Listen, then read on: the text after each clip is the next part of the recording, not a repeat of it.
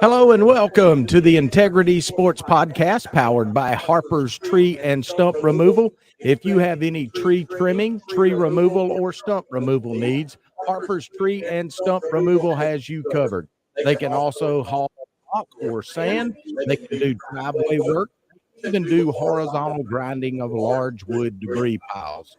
Give Keith a call at 229-314-2048 or at 229-938-2412. Harper's Tree and Stump Removal is proud to be the premier sponsor of the Integrity Sports Podcast.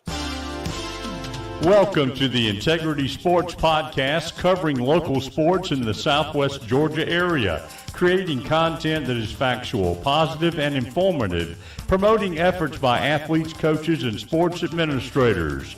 Now, here's your host, Tim Estes. We are live tonight at the Roman Oven Pizzeria. Hope you'll come by and enjoy supper with us and talk a little football. I'll be your host. My name is Tim Estes. I'm proud to be joined by Scott Westbrook, who hopefully will join me each week. Scott will preview the area high school football games, and this is going to be fun.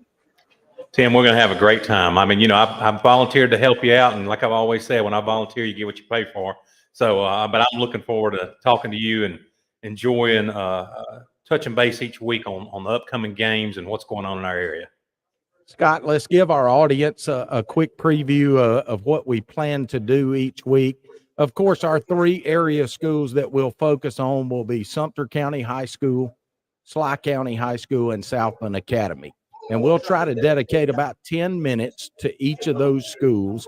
And that'll leave us a few minutes, 10 to 15 minutes each week, that we can go over some of the area school games that are outside of those three. But we'll try to hit those that are here in the greater Americas area. And the first one we'll talk about this week, let's get started with Sumter County High School. Sumter County is going to face Houston County down at Freedom Field. Scott, I know this week you went and talked with Coach Will Rogers. Give us a preview of the Sumter County High versus Houston County High game. I did. Tim, as you know, yesterday afternoon, I went out to their practice, stayed there a couple of hours. Once I got out there, as you can imagine, it wasn't 65 degrees. It was about 95 degrees. They were practicing on the practice field behind the Old Americas High School football stadium. And I went out there and I was encouraged. But I tell you this, I wish I had a hat other than a Sly County hat in the back of my car, because that's all I had. So I had to go. I wasn't going to walk out and disrespect their practice and wear somebody else's gear. So I went out there without a hat on and stood out there. But the first person I met was an uncle of one of the players. And I was encouraged because there were fathers and uncles and people out there at practice who were really interested in what's going on in Sumter County in the football program. The football practice they were having, not unlike all the practices I've been to and seen in the past. But when I talked to Coach Will Rogers, he told me, he said, we're turning the corner. We're turning the corner. And some people may not know Coach Rogers' background. He's from College Park, played at Creekside High School, been in the Atlanta area, but this is his second time in kind of outside the metropolitan area in South Georgia. He was in Valdosta for a while. And he had everybody popping and clicking at practice. There were no shenanigans. There was very little wasted time out there. At the end of the practice, there was some condition, and I don't know if I passed this along to you, but the team gathered all around the coaches, and about 3 or 4 players went with another coach. And if you know, right there behind the press box, there's a hill that goes from the press box to the practice field. And he was doing something, or those players were doing something they called elbows and toes. They had to crawl up that hill with their elbows and their toes, and they got to the top of the hill. They ran down, ran across the field, go back and did it again. And I asked one of the fathers who was there, who I met, and I said, what's going on over there? He said, those guys got in trouble at school. So, you know, if you're looking for, and I'm talking to Sumter County fans right now, it's no secret they've had a few coaches in the past few years, and it's been tough to get the program off the ground. Will Rogers, I believe, somebody you can get behind, and you can rest assured he wants to win. He's going to have the athletes out there, and he's going to give them something to work for. He's got, everybody knows Anthony Tyson, the quarterback. I was able to talk to him for just a few seconds. Like I said, I didn't want to distract from the practice, but He has 3 offers from Culver Stockton, Waynesburg University, and Mississippi College. And I told him that Mississippi College private school, that's a good offer. So maybe that'll turn into something for him. Another playmaker for him, Jakari Wise. He's running back. They're looking for a lot of good things out of him. You remember Scott, him? it's funny. Yeah, I was going to say it's funny that you talk about these guys because all of those grew up in the rec program that I run. I actually graduated from high school with Anthony Tyson's dad, Corey. He and I have remained good friends throughout the years. And Jakari Wise, his dad was a former running back at America's High School back in the day. So a lot of these names do ring a bell. Yep. AJ Kearse was out at practice. I think they said he's recovering from ACL injury, maybe out about another 3 weeks, and then he'll be out there. He's going to be an impact player. There was another player, one of the backup quarterbacks was getting a lot of reps too. It's Ishmael Jones. He was getting, Ishmael Well. His dad, Reggie Jones, they call him Cannonball, and those are some good athletes. Scott, Sumter County, as you mentioned, had a tough year last year. They finished the 2022 campaign at 1-9. They play in Region 1 AA, and so that'll be a tough region again this year. Scott, they play Houston County, which has perennially been a power in the middle Georgia area, and we know a little bit about Houston County. What do we know about Houston County so far? Well, and also, they played Darlington last week. They had they being Sumter County, and beat Darlington. And Darlington is picked by Maxwell to be one of the final 4 teams in their division. So they played a pretty tough team last week. One of the things I think we're going to see from Houston County is they're probably going to dress out about twice as many kids as America's. Sumter's going to have out there, and that's going to be tough in weather like this. It's going to be. The players are going to have to be cognizant of getting a bunch of water and getting the breaks when they can, because in addition to having a quarterback like Antoine Hill over at Houston County, who's got more offers than a prize dog to jump over. We saw last week he had an offer from Colorado, but they've got 2 Division I receivers also. Okay.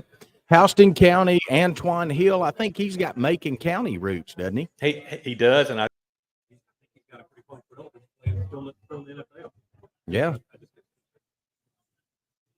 Well, we'll see if we can get Scott back online and send him another invite to get back in.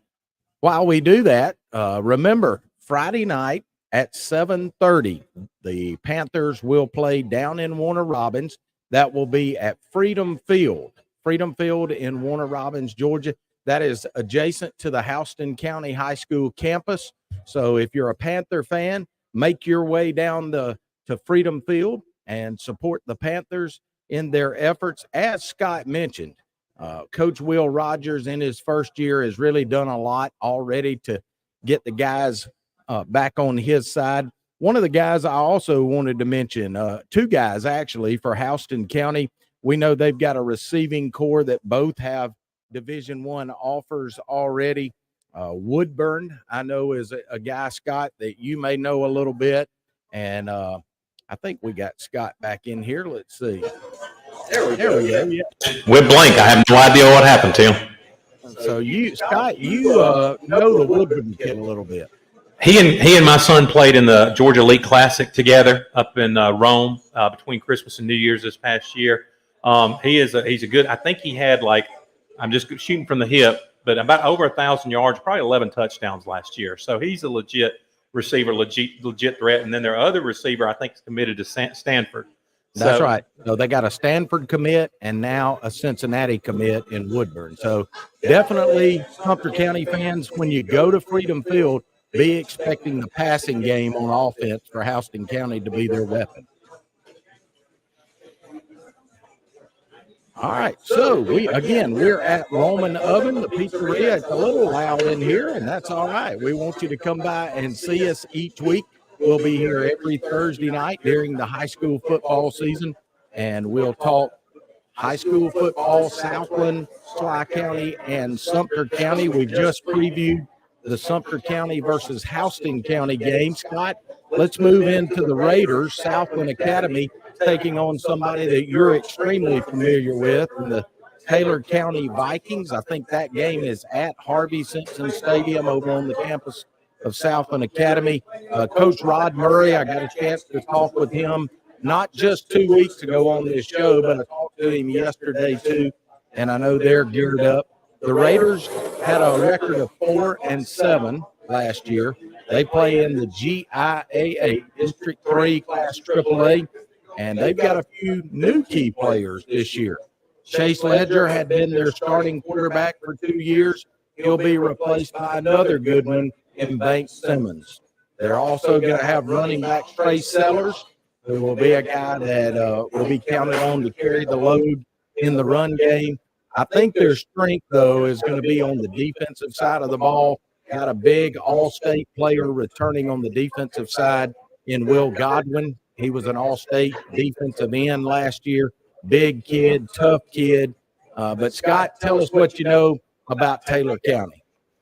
Coach Byram is in his second year. And like I said, I've told you before, I've heard nothing but good things about him. A lot of the players, the parents, the communities buying into what he's doing there. And I think he's, I think last year Southland beat him. It's going to be a little tougher hill to climb this year because I don't think they're going to sneak up on Taylor County because I'm quite Coach Byron's very first game as a head coach. He's got some pretty strong senior leadership. Cameron Lawhorn is the quarterback and playing linebacker, and he comes from a pretty strong line of football players that played at Taylor County. Both his daddy and his daddy's twin brother, I guess Cameron's uncle, were some phenomenal ball players back in their day. Tony Terrell is a kid who has popped up out of nowhere. He's number 76. He's going to be playing defensive tackle. He may play on both sides of the ball. But from what I heard from last week, he was in the backfield wreaking havoc throughout the entire game. He was just real big kid, but don't underestimate him and think he's just because he's large he's going to be slow. He may be in the backfield a good bit tomorrow night if you can't contain him. DJ Jenkins, running back and linebacker. You might remember him last year, Tim. Real fast running back, real speedy kid. He's a senior also, and there's another punishing running back they got. It's a five. He's about, from the gentleman I talked to today. He said DJ Thompson. He's 5'9", 250 pounds, and he's your punishing running back. So they're going to get a dose of thunder and lightning. They're going to get one running back that's going to punish one, and then another one's going to hit the hole. And if you wrap him up, he'll be downfield pretty quick. Another impact player to look for tomorrow night at defensive end, Chandler Lawhorn, who's Cameron's younger brother, the quarterback's younger brother that'll be playing. One thing, the report I got is the linemen are bigger and stronger this year than they were last year for Taylor County, and that bodes well for a running game. When you're going to be relying on that, probably a good bit more than the passing. So I think you'll see Lawhorn drop back, pass a little bit, but mainly he's going to keep it and run, and their running backs are going to, you're going to get either a big back coming up the middle or somebody that you better wrap up before, or you're just going to see his license plate when he goes to the end zone. Scott, we got our first live chat. Doug Gooden logs on and says he enjoys the show, wants to thank us for what we're doing. Doug, we've had several technical difficulties today, but hopefully we'll get those ironed out as we get into this and learn more about it. But thank you for watching us today. Scott, Southland in the GIAA playing a GHSA school. You and I have talked about this several times during our radio broadcast, but the Class A division of GHSA and then the division that Southland plays in, the AAA classification, pretty comparable, aren't they? Same student body size. You fish in kind of the same size pond when it comes to athletes, and you're right. You'll have the same amount of impact players. You have a lot of kids that'll be playing both ways. When you switch from offense to defense, maybe 2 or 3 guys will come out off the field, and that'll be about it. And that's the same on both at that level. But the problem with that too is what a lot of fans don't understand is it's so cyclical. You'll go one year and you may be running deep in the playoffs, and you graduate a big group, and then after that you're struggling to get in the playoffs. And so the athletes will come in surges. It's not like a Grayson or a Valdosta or a school like that where each year you're reloading with Division I athletes. It's just not like that. But it's the same with GISA and GHSA at that level. One of the tough things that Taylor County will find out, and I've known this from growing up here in Americus and being here as an adult, the Raider faithful at Harvey Simpson Stadium. They'll come out. Southland is a tough place for opponents to play. And for the Southland fans that may be watching today, we hope you'll show up and support your Raiders. Coach Rod Murray mentioned that he feels like one of his strengths is much more size and strength on both sides of the ball on the line. And Scott, we know that those offensive and defensive lines are a big part of any team's success. Definitely. We may see, or the fans at Southland tomorrow night may see a huge low-scoring defensive battle, just a game that's going to be fought and won in the trenches. So you that's something that, from what I can tell, from what the coaches have told us and what some fans have told us, that's what you're going to be looking forward to tomorrow night. Today's show is also brought to you in part by Marty McDonald State Farm Insurance, located at 925 Martin Luther King Jr. Boulevard in Americus. You can reach them at 928-3686. Get in touch with Marty or any of his staff, and they'll sit down and discuss your insurance needs with you. Marty can even do the discount double check to make sure that you're receiving all of the savings that are available to you. And like a good neighbor, State Farm is there. Scott, I mentioned Southland Academy had a year of 4-7 last year. Taylor County had a year of 2-8. I think we're looking for both of those teams to improve on that mark. I think you'll see both of them improve this year. So tomorrow night may be a pivotal game for both of them. You know, both teams want to, and both coaches and both fan bases want to start off 1-0 instead of 0-1. It's it bodes well for the overall attitude and atmosphere for the following week. So it's an important game. It's like I said, even though it's not a region game, it's not even in the same division as far as GHSA or GISA. I think it's both an important game for both teams to get the season rolling right.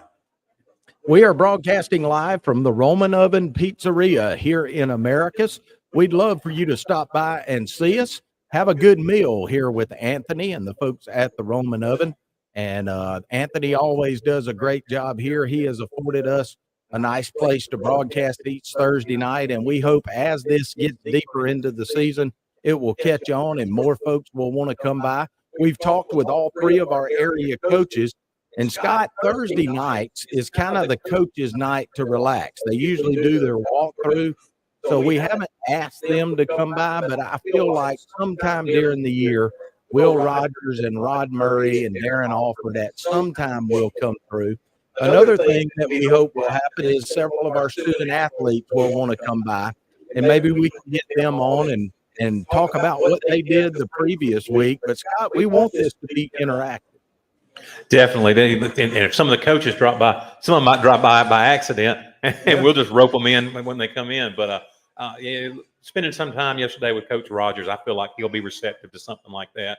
And I'm sure Coach Murray and Coach Alford and some of the assistants too. I mean, that's the ones you can sometimes get a lot of information and saying, hey, look for our defense to really show out against this team, or look for our offense to have a big week against this team. So that's what we'll.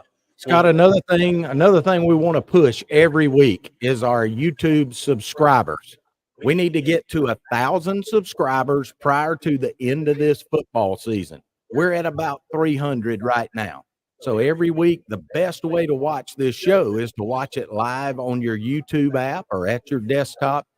All you have to do is type in Integrity Sports Podcast in the search bar. When our page comes up, there'll be a button in the top right-hand corner that says subscribe. Hit it. It's free. I found out some folks think you have to pay for that, but you don't. It's free. And the only notifications you'll get will be when we go live or when we upload a new recorded show. So please watch us on YouTube and hit that subscribe button. We want to say hello to Doug Hatch. Doug is logging in on our live chat. That's another feature that we'll have each week is a live chat here. And Scott, it's going to be a lot of fun talking to customers online. That's true. And as we get more and more people on there, that's going to be, I think, as the season progresses, people are going to have something they want to say or want to fuss about the refs from the previous week, or add some comments about something they may know that's coming up in the following. Some players that may be coming in from out of town who's going to be playing the teams that we feature and follow. Because that's what a lot. I probably shouldn't say I never, but on Friday nights in a small town, what else do you have to do other than go to see a football game? And a lot of times when you go there, obviously you're going to cheer on your team and watch your team perform and watch the kids in the community play. But sometimes on the other side of the field, you're seeing some kids that's going to be playing on Saturday and on Sunday. I can remember some that I would go to an away game, even that I may not normally go to, just because of a certain player that the other team might have that I wanted to see, because I know he's going to probably be an impact player at the next level also. Yeah. Scott, it's interesting. I'm just reading Doug Hatch's comment. He's watching us from Illinois tonight. So ought to be a lot of fun to keep up with who's watching and from where. So thanks, Doug, for watching all the way from Illinois. We do have one sponsorship spot available. So if your business would like to sponsor part of the Integrity Sports Podcast during the football season, just reach out and let us know. We'll be glad to get you in there. Scott, we have talked about the Sumter County versus Houston County game. We've talked about Southland Academy and Taylor County. The Sly County Wildcats will host a very good Tackle Square Academy team. Last year, if you remember that game, we had to come from behind to win that game last year. And one thing you're going to get, I think, from Tattnall is, and this is what I've tried to share with my son, which goes in one ear and out the other most days. This team is going to be – they're not going to make mistakes at the beginning of the season. I mean, we went to Irwin County last week, and we had a few mistakes, and they had a good many mistakes. A lot of times when you play these teams like Tattnall, they aren't going to have those mistakes. They're going to be ready, and they're going to be ready on the first night. So we better be sharp. We better be sharp, and don't let them get up on us. Don't be fighting from behind like we did last year. And but Sly County, it's no secret the talent they have. It's no secret after last year. I mean, we're returning 18 starters. I guess I need to stop saying we. Stop saying Sly County. Yeah. Sly County is returning 18 starters. So many already have offers to play at the next level. Jalewis committed to Auburn. Jalewis Solomon committed to Auburn. Of course, everybody in the country is courting Zayden Walker. He is. You and I both follow GHSF. That daily email we get at 4:00 in the morning. It's sad because last season I would wake up every morning at 4:00 in the morning just to read that. But they have Zayden Walker listed as the best player in Class A Division II. So if you want to go see the best player in the state in the division, he'll be playing for Sly County every Friday night, and that'll be one you want to go see. Also, the best position, we got Jalewis Solomon at the receiver. He's listed as the best position. There's right under Zayden, right there in the same breath. The GHSF, that daily email, printed them out. And then they went and they said that the most underrated player in the state in our division is Sly's Jay Kanazawa. Yeah. And that he is so, a lot of people, he's flying under the radar, but I expect him and you expect him, and everybody feels like he's going to have a tremendous season this year. And so we're all excited. We've got a lot of kids who have already got offers. We've already got a lot of kids who are still talking to schools and hoping to get some more offers. But there's one goal at Sly County, and it's not to get offers. It's to win a state championship. Sly County last year, you mentioned they made it to the state finals. They had a record of 12-3. This year's schedule is a repeat of last year's schedule. It's just flip-flopped on the home and visitors. And Scott, it starts tough. You play a very good Tattnall team. Bleckley County, always a really good team that's in a division ahead of us. Early County has been a perennial power. So before you get into region play, you got a lot of good teams to get through.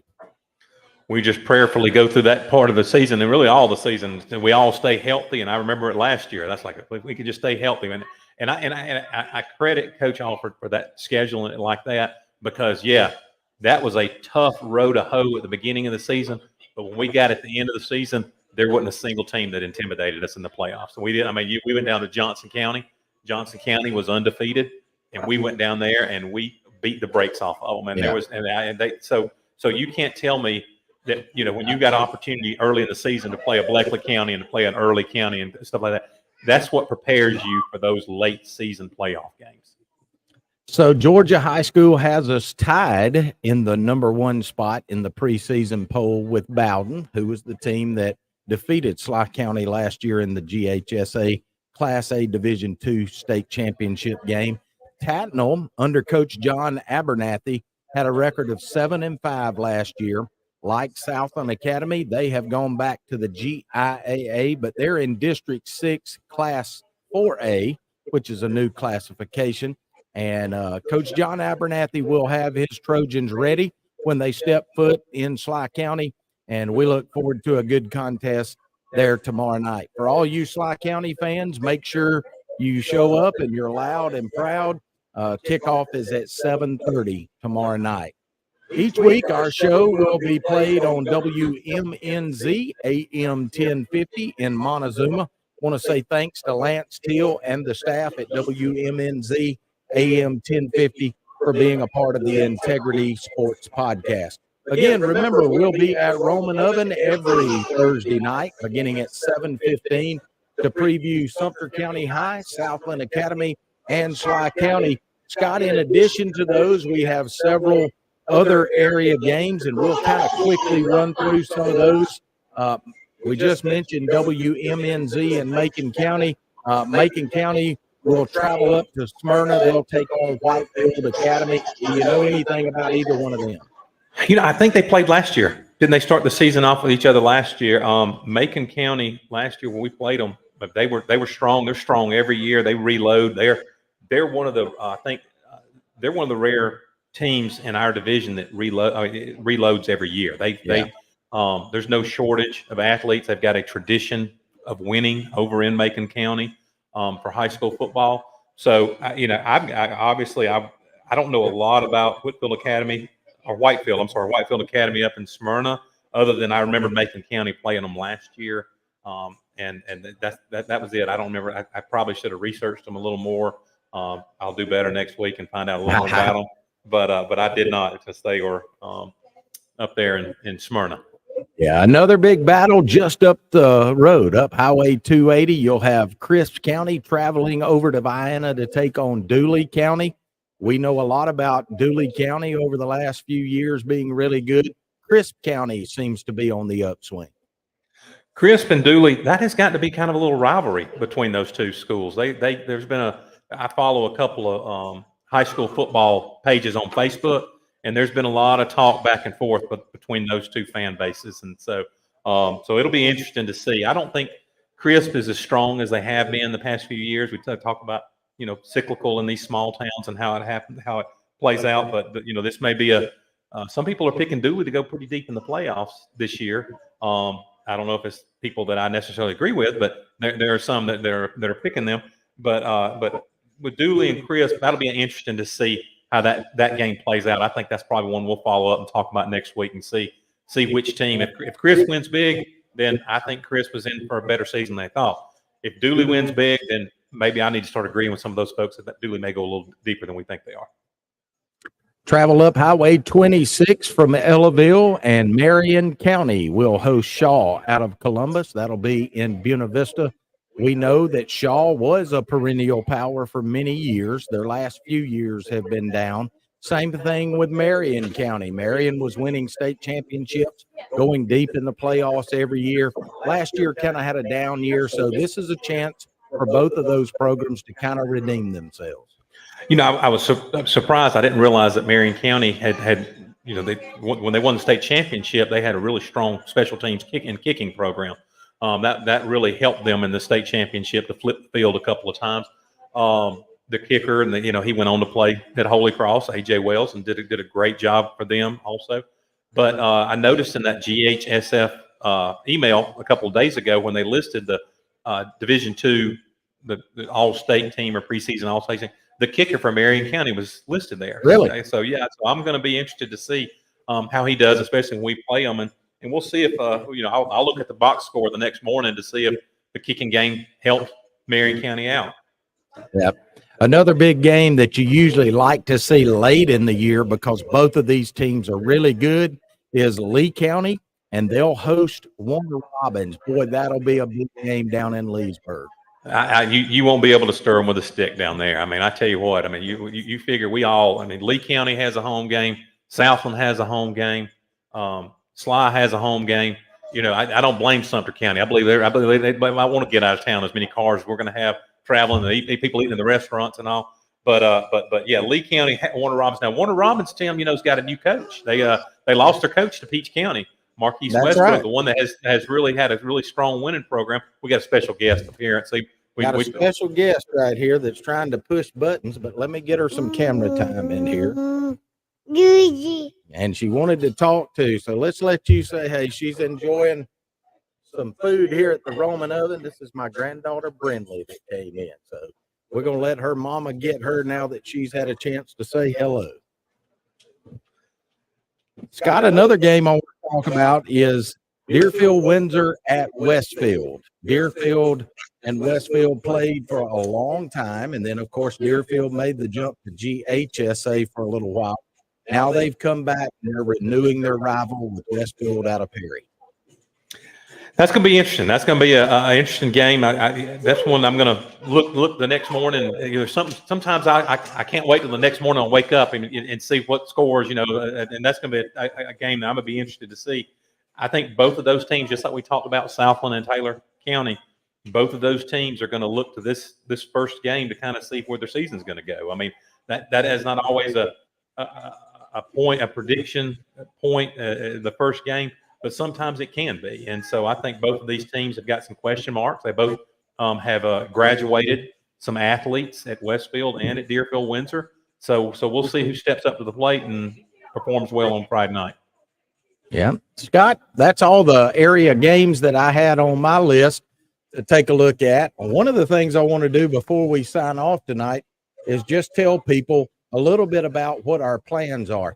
During a high school football season, there's a lot of positive things that happen, a lot of negative things that happen. Our plan is we may mention something, maybe an injury or something like that that's happened, but our goal is going to be to focus on the positive of all of these teams.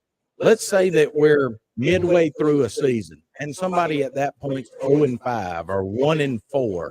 We don't want to focus on the negative. We want to focus. There's still good things that happen with individual athletes, with coaches. Our goal here is to be positive, and we want the public to know that so that they can come in and enjoy this. What was Coach Alford's record the first year he was at Sly? Not very good. I know that. That's exactly. And what if people would have got their pitchforks and torches out and sit there and microanalyzed every decision he made and piled on rather than saying, hey, we're in it for the long game. We know you're our man. There's a lot of, I'm not going to say there's a good many schools in our general area who've kind of been in the valley for a while, and they've got some new coaches, and it's time for the community to decide if you want a good football program, you've hired a coach, you've had an extensive search, you've hired a coach, do whatever you can to make that man's job easier. And, because that's how you build a winning program. Because people don't realize my father-in-law was a coach, so I kind of have a high school football coach. So I have a unique perspective of kind of what they do and what they deal with and what their wives deal with in the stands and what their kids deal with in the stands.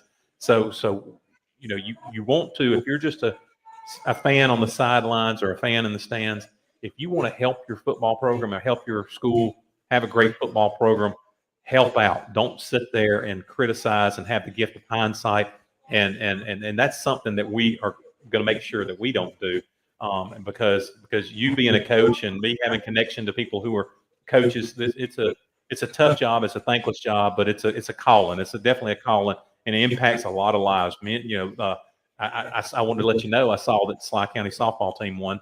They beat Brookstone. Good deal. Brookstone's pitcher was committed to Ole Miss.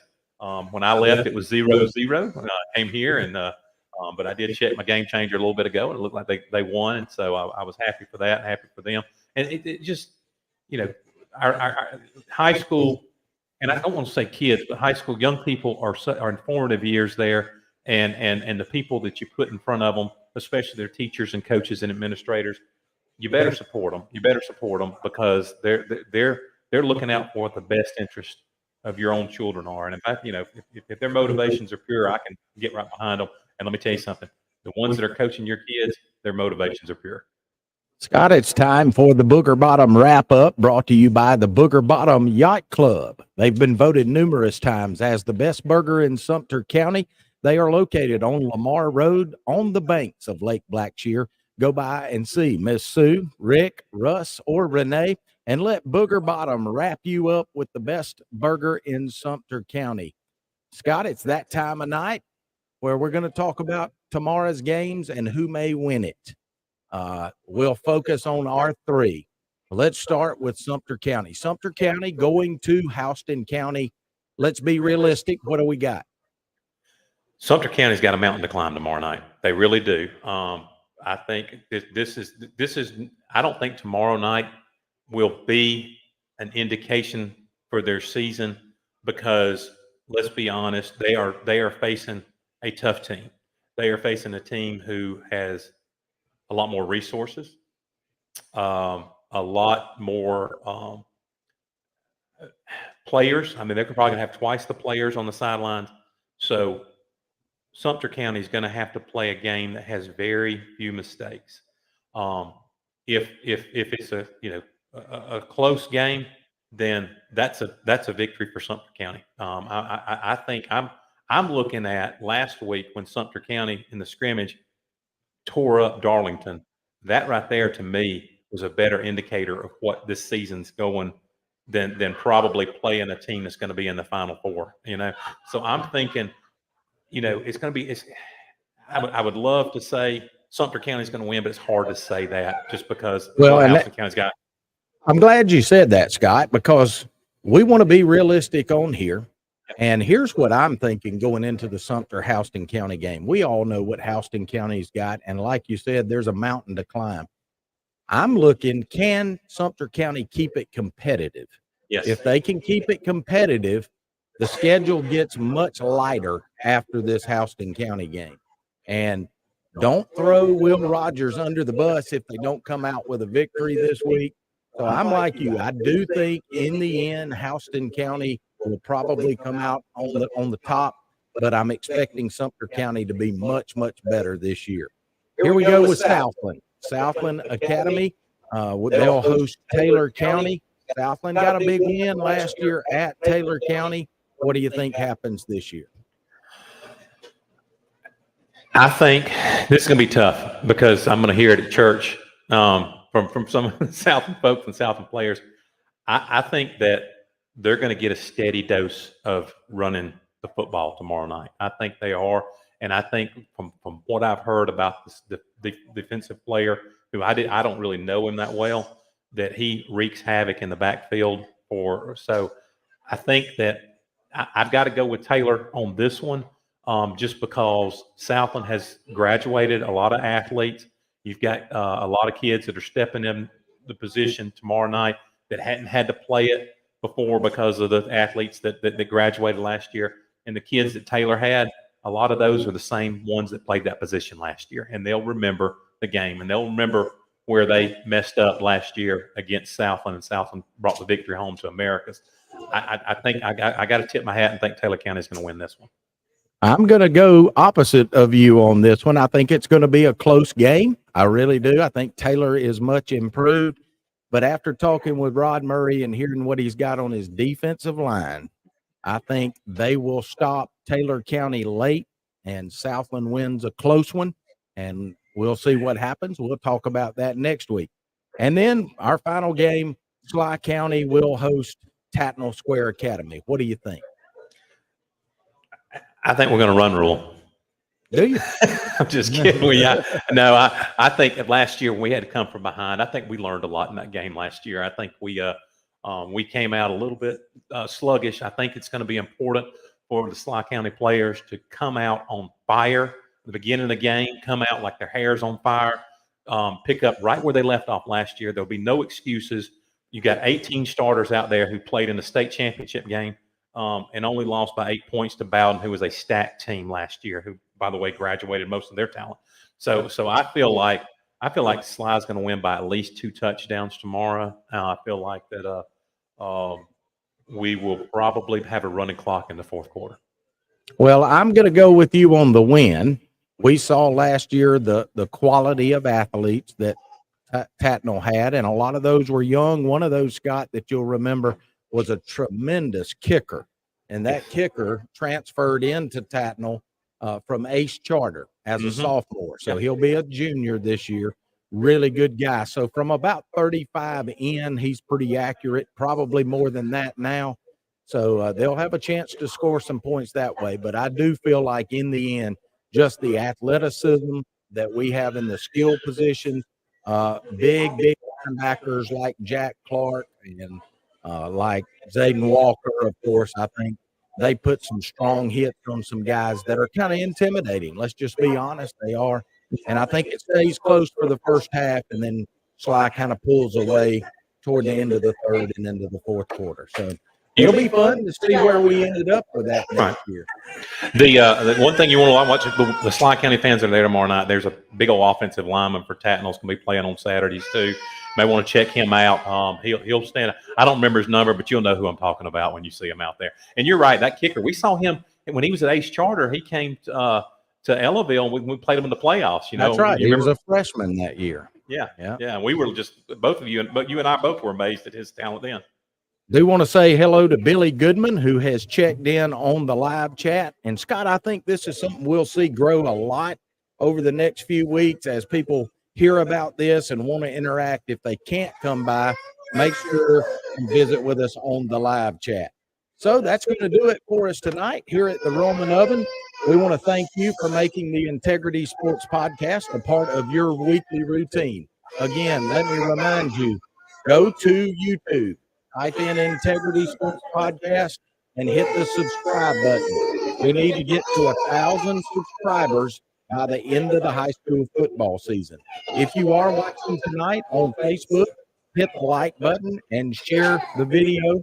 We are available on YouTube, Facebook, Twitter, LinkedIn, and several other podcast and social media platforms. For my good friend, Scott Westbrook, I'm Tim SD. Thanks for watching. So long, everybody.